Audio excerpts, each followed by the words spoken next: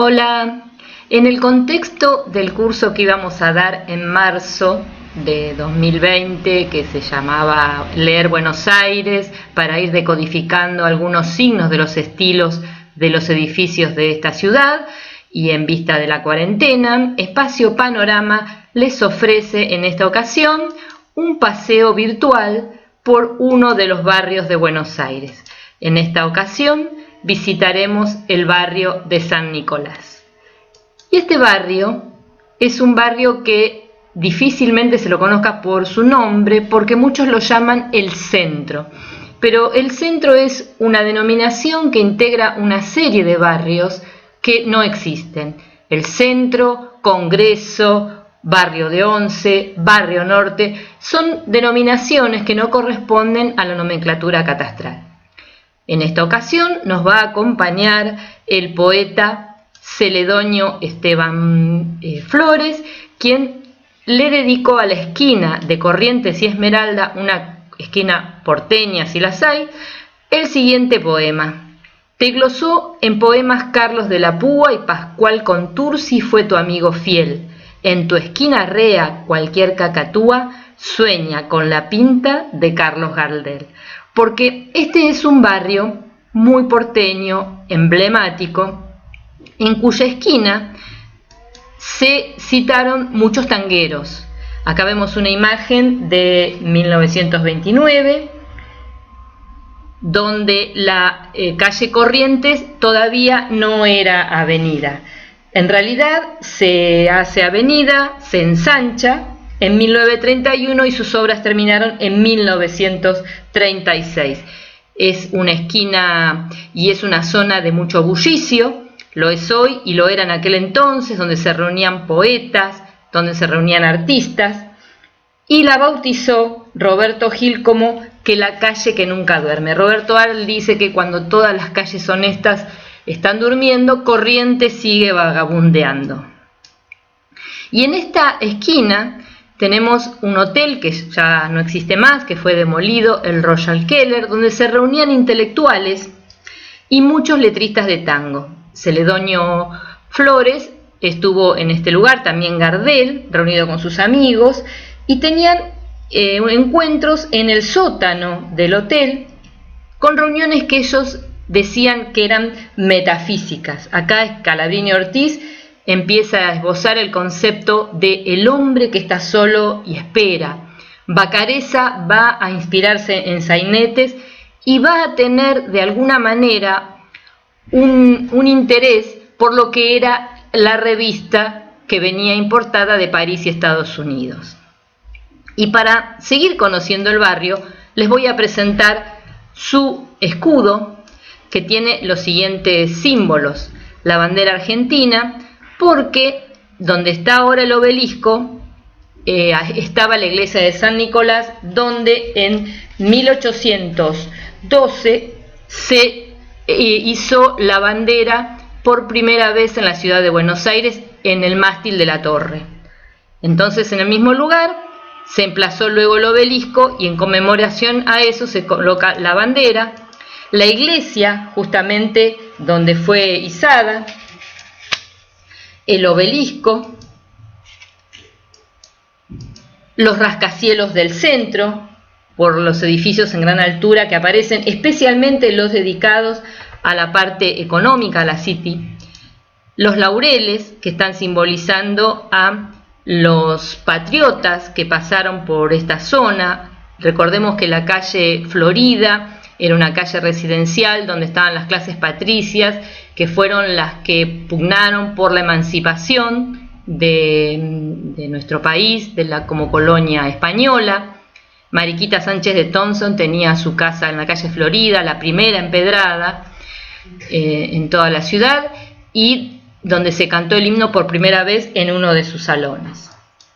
Y también tenemos el libro, por lo que culturalmente representa el barrio, y además porque hay una zona llena de librerías en la calle Corrientes justamente.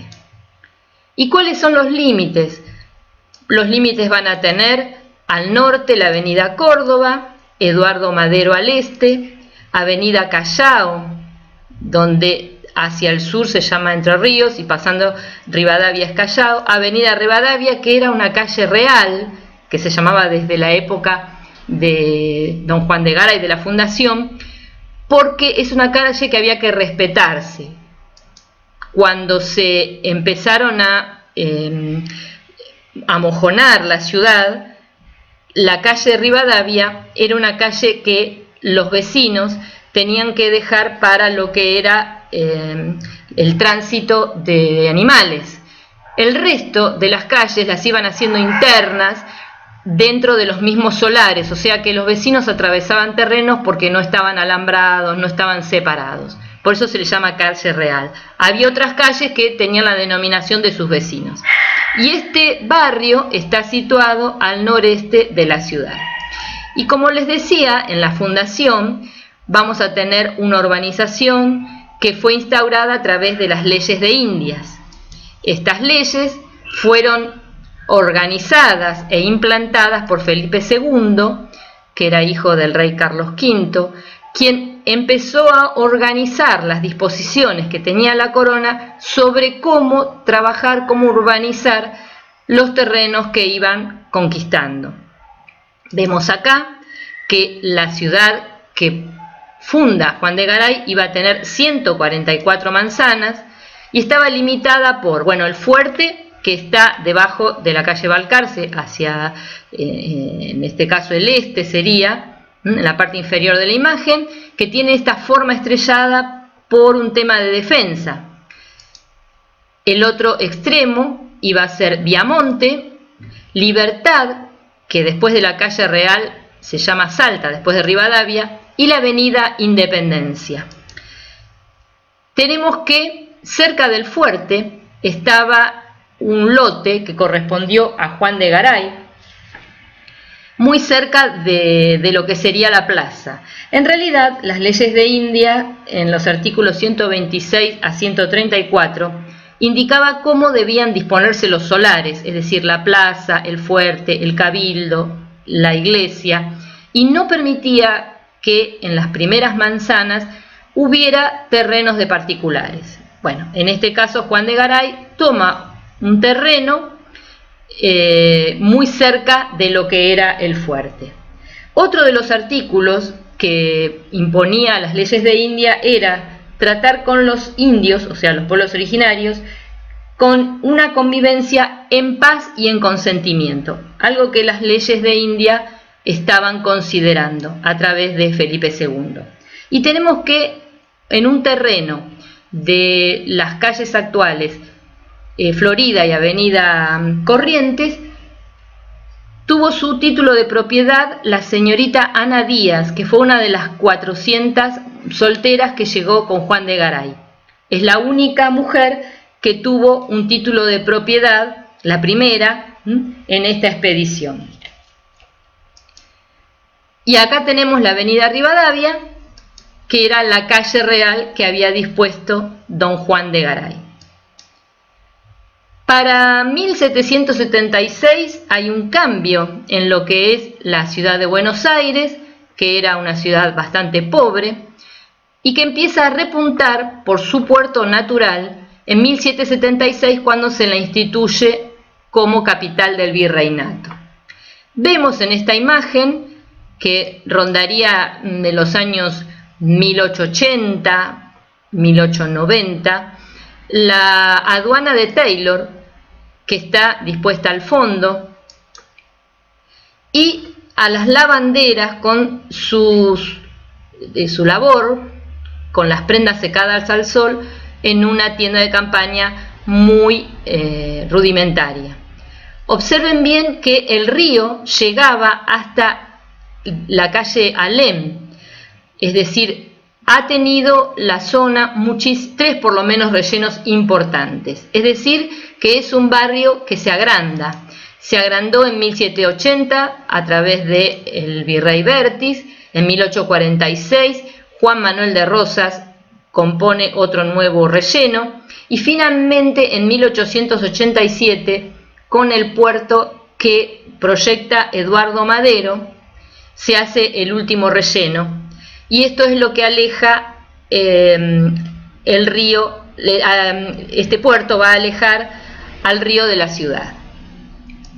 Para 1870 vamos a tener una demarcación ya mucho más reglada, más consolidada, y acá vemos dónde corresponde el barrio de San Nicolás de aquel entonces. Y este trazado, que respeta al de Juan de Garay, ya con los rellenos correspondientes, tiene que ver con Bernardino de la Trinidad de Rivadavia y Rodríguez, que para 1820 y 1824 fue ministro de gobierno de Martín Rodríguez. Este era un pensador, Rivadavia, que había abrevado en las ideas del iluminismo, con ideas progresistas, con una urbanización ordenada, con la distribución de zonas para las distintas actividades. Él comienza a hacer distintas reformas muy importantes y también fue nuestro primer presidente desde febrero de 1826 a junio de 1827. Las reformas que impone Rivadavia, ya sea como ministro de gobierno, como también presidente, son de un país que va a creer en el progreso sin límites, va a fundar la Universidad de Buenos Aires, va a dejar sin efecto los cabildos, va a fundar la policía, va a instituir los juzgados de paz y va a hacer una división con la iglesia, cambiándole el nombre a las calles que estaban nombradas según los santos, y les va a poner nombres respecto a acciones de las batallas de la independencia. Un ejemplo, justamente la Avenida Independencia. Empieza a secularizar todo lo que era religioso e imperaba en la ciudad. Le empieza a restar poder a la iglesia en cuanto a registro de nacimientos, de funciones y de casamientos. Pero este barrio tiene en la actualidad distintas zonas que se pueden apreciar, como se señala aquí, que es tribunales, es una zona donde está el Palacio de Justicia y está una gran cantidad de estudios jurídicos, incluso dependencias del Palacio de Justicia con distintos juzgados que están en la zona. La zona de los cines en la calle Lavalle, que ahora, bueno, algunos fueron transformados en templos religiosos y en una gran oferta gastronómica, pero en su momento fue la calle de los cines, para los años 50 hasta entrado los 70. Tenemos la calle de las joyerías, la calle Libertad, donde iban los novios cuando se comprometían a buscar los anillos. Sigue funcionando esta calle como tal. Los teatros, que van a estar hacia el este y el oeste de la calle de la avenida Corrientes, cruzando la 9 de julio.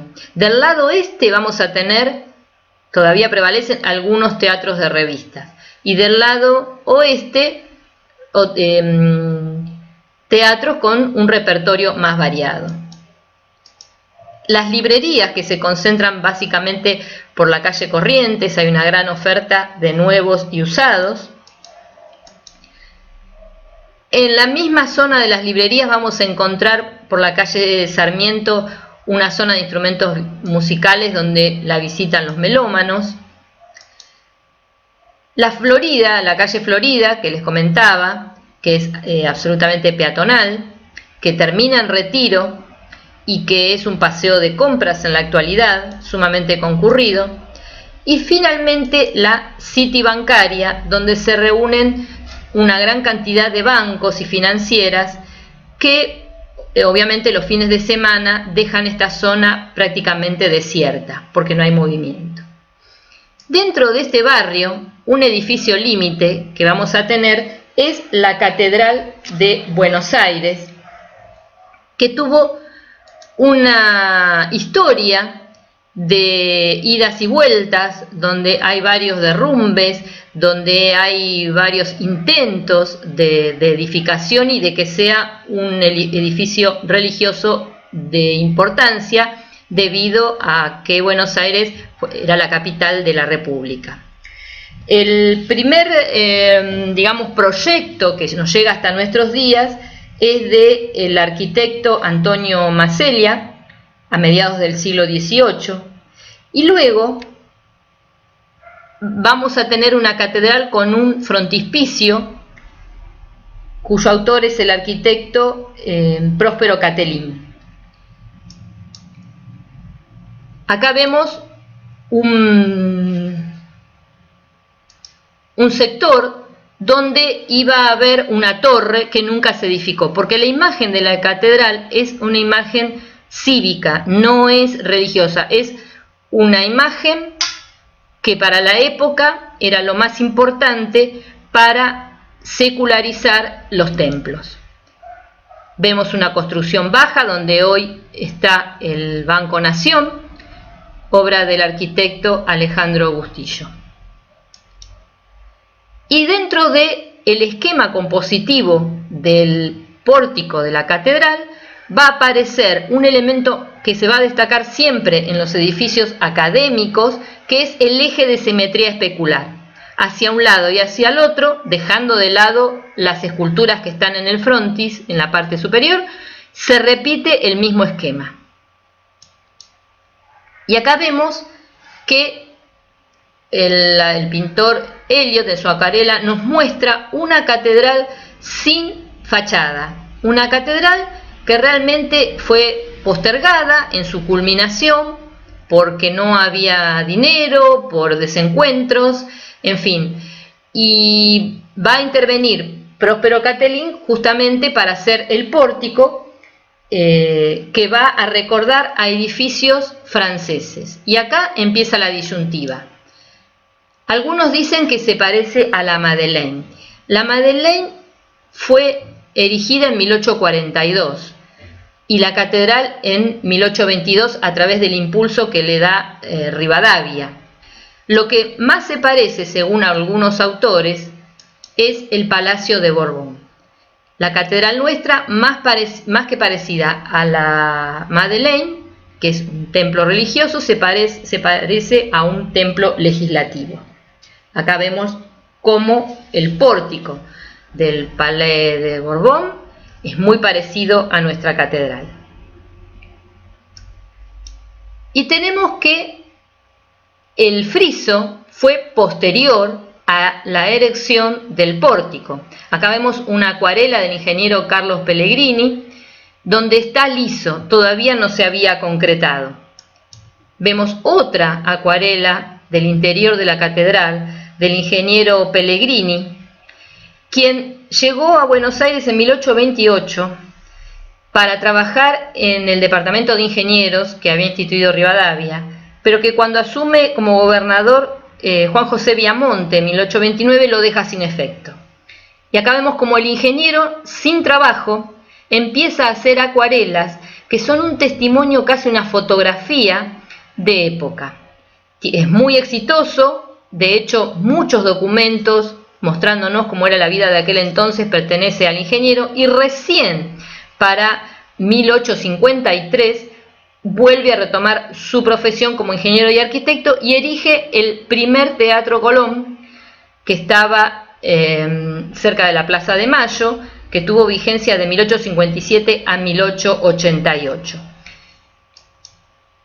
Acá vemos el friso vacío, porque es recién en 1860 cuando se decide, el gobierno decide contratar los servicios del escultor Joseph Dubordier para que lo culmine con unas imágenes que tienen que ver con un pasaje bíblico del Génesis que muestran a José, que había sido vendido por sus hermanos y que se reencuentra con sus 11 hermanos, los perdona, y con su padre Jacob. Es un pasaje de la Biblia en este friso que tiene 42 metros de largo y 2 de alto. Tenemos que está resuelto muy eficazmente toda la escena, donde en la parte donde llegamos al vértice de uno de los triángulos, el escultor pone animales, imágenes en escala, pero que caben en ese sector donde se angosta el plano de trabajo.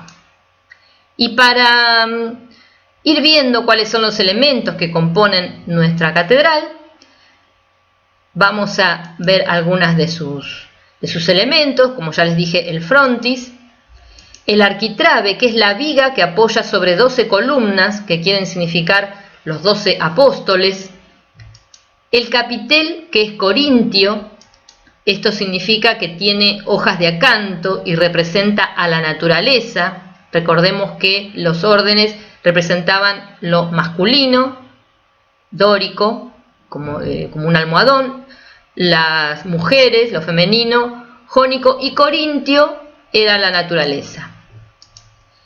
El fuste de la catedral es liso, como es el fuste de la Asamblea de Francia, mientras que la Madeleine es estriada. Esa es una de las cosas que tienen en común.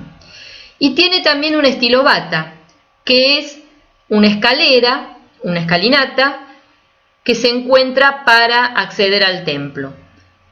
En la escalinata, en la parte central de lo que es el semicubierto del pórtico, vamos a tener una estrella como de los vientos, que era el cero de la ciudad, el nivel cero de la ciudad. Como la calle Rivadavia está por debajo, se tuvo que reformular este nivel. Acá vemos también animales que están en el extremo del ángulo. Era un recurso también usado por los templos griegos, de poner figuras de menor tamaño pero en escala para aprovechar el espacio.